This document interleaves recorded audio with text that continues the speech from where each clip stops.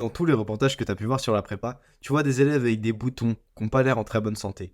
Et en fait, ça diffuse un imaginaire collectif, comme quoi la prépa, ça serait 2 ans pendant lesquels tu vois pas la lumière du jour, tu es obligé de faire des maths H24, et du coup, tu peux pas prendre 5 minutes pour prendre soin de toi. Si tu as déjà vu plusieurs de mes vidéos, tu sais que c'est pas le cas. Et si tu viens de découvrir ma chaîne, enchanté, je m'appelle Alban, je suis en deuxième année de prépa ECG, et j'ai créé cette chaîne YouTube pour aider les gens de terminale et de prépa à réussir leur prépa. Par rapport au sport, j'ai une trajectoire un peu bizarre, parce qu'en fait j'ai fait du sport assez régulièrement jusqu'en troisième, puis j'ai complètement arrêté. Et de mon lycée, j'ai complètement arrêté. En terminale, je faisais vite fait de la boxe, mais en fait je séchais 2 cours sur 3. Du coup, je peux pas vraiment dire que je faisais du sport. Et j'ai repris une fois que je suis entré en prépa. C'est-à-dire qu'au bout d'un mois de prépa à peu près, j'ai acheté une barre de traction et j'ai commencé à essayer de faire des tractions dans ma chambre. Et depuis, je fais du sport régulièrement, plusieurs fois par semaine. Ce que j'ai remarqué qui est absolument incroyable avec le sport, c'est que ça te redonne de l'énergie au lieu de t'en prendre. Si tu fais un sport que t'aimes bien, au lieu de te piquer de l'énergie et de te fatiguer, ça va t'en redonner. Et ça va te donner encore plus de motivation pour la suite. Le truc, c'est que quand tu fais du sport, tu reçois de la dopamine. C'est l'hormone du plaisir si tu fais un sport que t'aimes bien. Forcément, si tu fais un sport que tu détestes, genre, si tu détestes par exemple le rugby et que tu fais du rugby, tu vas pas vraiment kiffer, tu vois. Par contre, si tu fais un sport que t'aimes bien, ça va te donner de la dopamine. Et la dopamine, ça te permet non seulement d'être plus heureux, mais en plus d'augmenter ta motivation. Et en fait, il y a vraiment un lien entre santé physique et santé mentale. Si tu fais des activités qui vont te faire du bien physiquement, ça va aussi te faire du bien mentalement.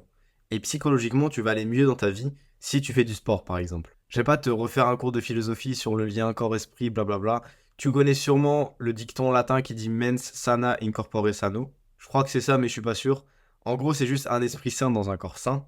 C'est encore une fois l'idée que si tu fais quelque chose qui fait du bien à ton corps, ça va te faire du bien mentalement aussi. Ça te fait vraiment du bien et ça te rend plus heureux sur le long terme. Et en fait, être plus heureux, c'est ça qui va te faire avoir des meilleures notes. Et assez paradoxalement, c'est en travaillant pas mais faisant du sport au moins une fois par semaine que tu vas réussir à avoir des bonnes notes.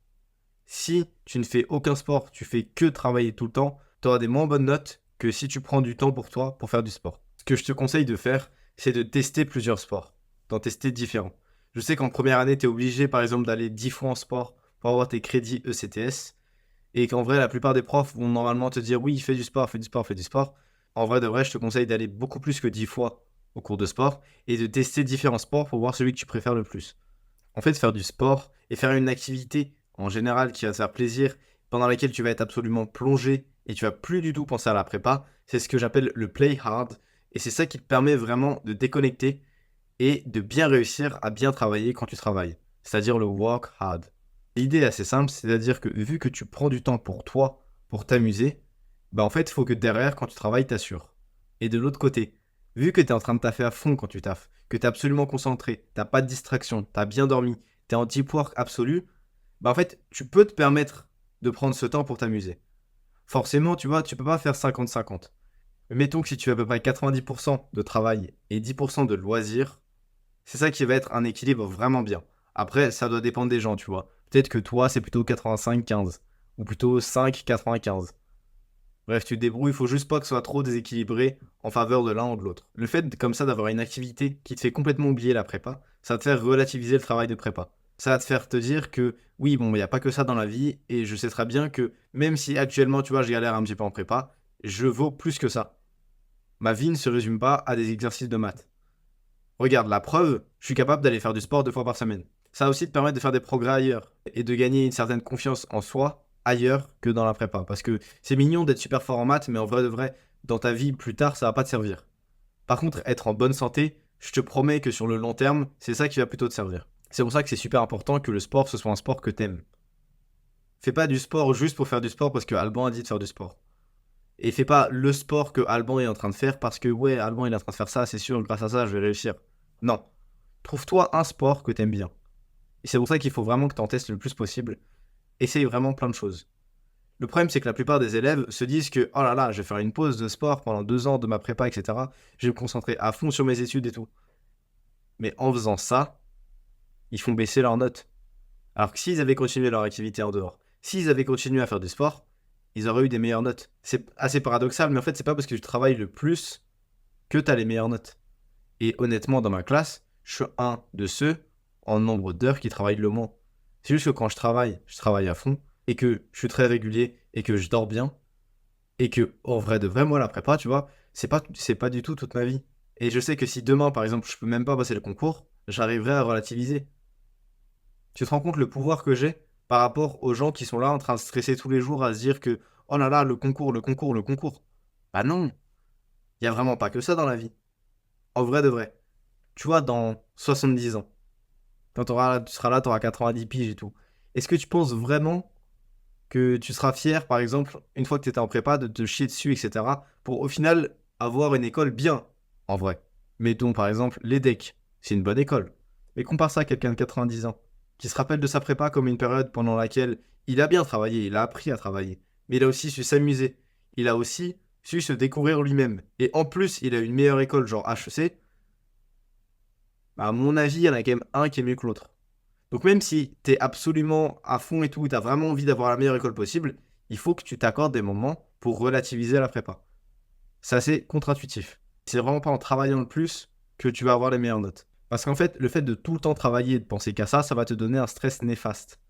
Ça va te mettre une mauvaise pression. Alors que si tu relativises et que tu penses à autre chose, bah t'auras un bon stress. C'est-à-dire que le stress, il va venir, mais que quand tu seras en épreuve, que quand tu devras performer. Il sera pas là à t'envahir, par exemple, avant de dormir. Avant de dormir, non, tu penseras complètement à autre chose, tu seras très serein. Et du coup, tu auras peut-être un petit peu plus de stress face à ta copie, sauf que vu que tu sais que le stress, tu peux l'utiliser comme un outil pour réussir, que en vrai, si tu penses toi-même que le stress améliore tes capacités, il va vraiment améliorer tes capacités, bah tu te rends compte qu'en fait, c'est un avantage d'avoir ce stress face à la copie. C'est-à-dire que tu vas arriver devant ta copie, tu vas être boosté par rapport aux autres moments. Forcément, tu vas mieux réussir. Si genre les capacités de ton cerveau et de ton corps sont boostées devant ta copie, forcément tu vas mieux réussir devant ta copie que devant un exercice. Donc, vraiment relativiser la prépa comme ça va te permettre de débloquer ce bon stress et de ne pas te chier dessus complètement en pensant au concours et en tombant dans une sorte de dépression parce que oh là là, les concours, les concours, les concours. Même s'il y a tous les profs qui vont te dire que oh là là, faut surtout travailler et 8 heures par soir, etc. Et pendant les vacances, 13 heures par jour. Non, en vrai de vrai, vraiment pas. Mais est-ce que je fais un sport individuel ou un sport collectif? Moi, honnêtement, du coup, je fais les deux. Et j'ai trouvé des bienfaits à chacun des deux. Du coup, je te conseille au moins de tester les deux. Après, t'en prends un seul ou t'en prends deux, c'est comme tu veux. Personnellement, en sport individuel, je fais de la musculation depuis un an. Et j'ai trouvé que ça a plein d'avantages, comme le fait de faire des progrès. Le fait de te donner confiance en toi. Parce que, en vrai de vrai, quand tu vas voir les progrès, et en vrai en muscu, ça se voit assez vite, quand tu vois les progrès, bah en fait, ça change vraiment ta perception de toi-même et tu te rends compte que tu es capable de progresser. Et si tu appliques ce mindset à la prépa, ça va juste te donner confiance en toi parce que tu vas savoir que si tu fais les exercices bien, si tu fais des choses bien, pas en étant pressé, tu vas avoir des bons résultats. Et en vrai, la muscu, c'est un peu comme la prépa parce que c'est juste de la répétition. Tu répètes les mêmes exercices à longueur de journée, à longueur de semaine, à longueur de mois. Tu fais ça tout le temps, la même chose. Tu montes un tout petit peu le poids et tu essayes de bien le faire. C'est pas une question de poids en général, la muscu, c'est vraiment une question de forme. Il faut que ton mouvement il soit beau et après tu pourras commencer à monter le poids. Mais ce qui compte vraiment, c'est que ton mouvement soit beau, comme ça tu te blesses pas et en plus tu vas avoir des meilleurs progrès en faisant un beau mouvement et avec moins de charge que en faisant un mouvement moche avec plus de poids. Et la prépa en fait c'est la même chose. C'est-à-dire que non seulement il y a cet aspect de répétition, c'est-à-dire que tu refais les mêmes exercices encore, encore, encore, mais en plus il faut vraiment que tu les fasses bien. Et c'est pas faire un milliard d'exercices qui va faire progresser, c'est de faire le même peut-être 4 fois et à chaque fois de le faire bien, de bien rédiger, d'être bien rigoureux à chaque fois et de faire bien attention. C'est grâce à ça que tu vas progresser. C'est pas en faisant des annales et des trucs super compliqués direct d'un coup, non. C'est en faisant les bases, tu maîtrises bien les bases, après tu passes à l'exercice un peu plus compliqué.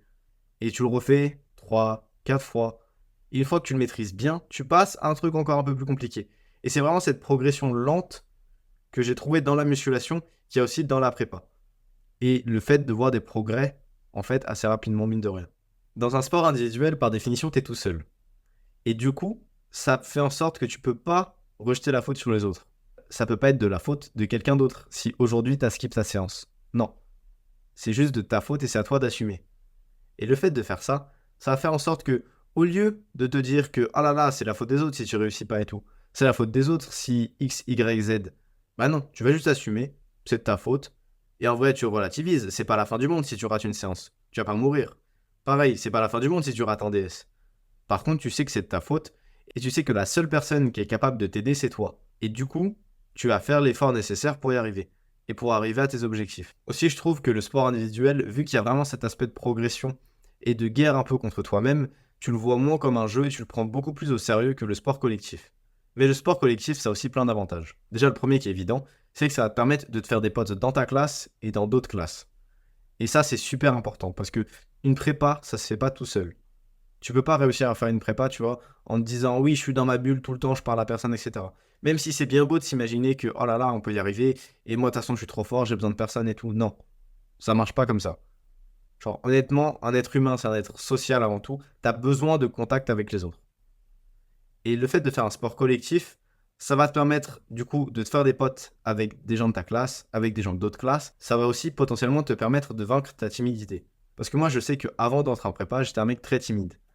Et en vrai de vrai, c'est un gros désavantage. C'est vraiment un gros handicap d'être très timide comme ça. Et le fait de faire un sport collectif, ça peut t'aider à la vaincre, mais il faut que tu fasses l'effort. C'est-à-dire qu'il faut que ce soit toi qui ailles parler aux gens. Faut vraiment que tu chopes tes couilles et que tu ailles voir les gens. Tu les portes comme as, tu les tiens dans ta main et tu vas voir les gens. Et c'est vraiment comme ça que tu vas réussir à vaincre ta timidité. Et c'est normal d'avoir peur, tu vois. Et c'est pas parce que ces gens-là, ils ont l'air plus à l'aise qu'ils ont pas peur. Eux aussi, en vrai, ils ont un peu peur d'aller te voir. Par contre, eux, ils vont faire avec cette peur et ils vont quand même aller te voir. Ou alors, ils vont juste rester dans leur coin et se chier dessus. Mais dans ce cas-là, c'est toi qui vas être le plus courageux et c'est toi qui vas aller les voir. Il faut vraiment que tu te mettes dans ta tête que ta timidité, tu es capable de la vaincre. Et la façon dont tu la vaincre, c'est juste d'aller voir les gens. Et tu leur parles, même si c'est des inconnus. Et moi, j'ai commencé même un travail qui consiste à juste essayer d'arrêter de me plaindre, parce que je trouve qu'en règle générale, je me plains trop. Il y a des gens même qui m'ont fait la remarque au foot, par exemple. Je me plaignais trop des actions des autres et tout. Et donc maintenant, j'essaie de faire ce travail sur moi. J'utilise la session de sport collectif, donc de foot, pour réussir à ne plus me plaindre, à fermer ma gueule et à juste encourager les gens. Et juste être bienveillant envers les gens. Et faire ça, à mon avis, c'est vraiment une super qualité. Parce que quand je regarde certaines personnes dans ma classe ou dans d'autres classes qui, eux, sont super bienveillants, ça te met juste beaucoup trop en confiance et c'est super agréable comme ressentiment. Du coup, c'est vraiment des personnes que je kiffe, alors qu'on n'avait même pas parlé beaucoup que je les kiffais déjà, tu vois. Juste parce qu'ils te mettaient en confiance de ouf et ils étaient super bienveillants et super gentils. En termes de sport collectif, moi, du coup, je suis allé au foot quasiment toute la première année et toute la deuxième année. J'ai vite fait du volley au début, mais ça m'a un peu saoulé, j'aimais pas trop ça. Et j'ai aussi eu la chance de participer à un tournoi de rugby. Donc essaye de voir si ta prépa, par exemple, peut pas participer à un tournoi de foot ou de rugby. Et en vrai de vrai, c'est vraiment une expérience incroyable. Ça m'a permis de découvrir des gens qui étaient dans d'autres classes. Ça m'a permis juste de passer une après-midi avec des potes où juste on faisait du rugby, tu vois, j'étais nul. Genre, j'ai pas fait de rugby, j'étais tout pourri. En vrai, je suis pas très grand. Je me suis juste fait fumer ma mère, quoi. Mais c'était trop bien et j'ai trop kiffé. Et ça renforce les liens de ouf. Donc vraiment, néglige pas le sport collectif. C'est pour ça que je trouve que c'est vraiment bien d'allier les deux. C'est pour ça que j'ai décidé, alors qu'au début de l'année, je faisais 3 séances de salle de sport, de changer ma séance de jambes pour une séance de foot. Parce que de toute façon, je vais courir, même si c'est vrai que c'est pas vraiment la même chose que la séance de jambes de la salle. Surtout, ça me permet d'être en contact avec des gens, quoi. Bien sûr, c'est possible de réussir en prépa sans sport. Mais il n'y a pas que la prépa dans la vie. Et je pense vraiment que faire du sport dans ta vie, en règle générale, prépa ou pas prépa, c'est vraiment un truc super important et qui va vraiment te rendre heureux tout simplement. Il suffit vraiment que tu trouves le sport que tu aimes bien et que tu donnes à fond dedans, sans penser au reste. Et c'est pas juste le sport qui compte. C'est sûr qu'il y a des gens, tu vois, qui sont là à toutes les séances de sport et pourtant qui n'ont pas forcément des bonnes notes. Parce que derrière, faut assurer. Et c'est surtout le travail que tu fournis qui compte pour les notes. Et c'est pour ça que j'ai fait une vidéo sur le thème spécial des progrès à faire en prépa. J'ai donné ma méthode pour progresser en prépa, qui m'a notamment permis de passer de 6 à 14 en allemand et de 11 à 19 en deuxième année en maths. Je te souhaite de passer une bonne journée frérot, gros bisous.